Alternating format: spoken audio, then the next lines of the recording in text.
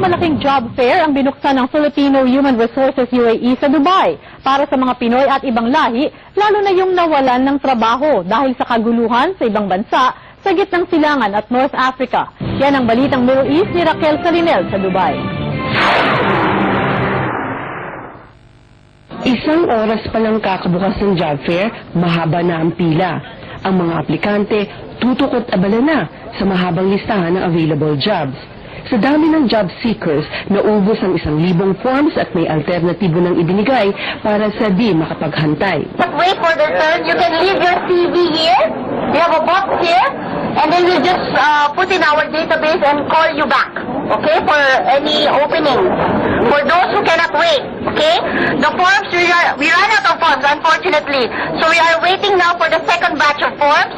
So please bear with us. Sa loob ng main venue ng job fair, meron pang isang pila for screening bago sila ma-interview sa tamang kumpanya na naghahanap ng tauhan.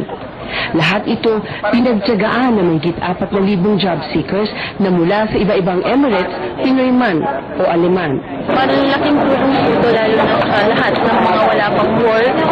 Yung iba po nasa yung mga work pero kailangan nila ng new challenges. Okay naman po. So, pasok naman po ako sa qualification nila. So, hintay na lang po ako ng tawag. Ano ba ang position yung ina-applyan nila? Sales. Ang mga reaksyon ni Myra at Jamal ay tama ng nakapawi ng hirap at sakripisyong ibinigay ng PhilHR sa event na ito. We have more than 300 to 500 positions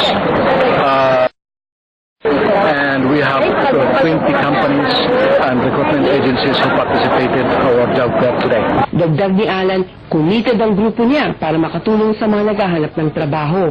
We will track down the result of this job fair. We will track down the employers to ensure they hired these job seekers na nandito ngayon sa venue.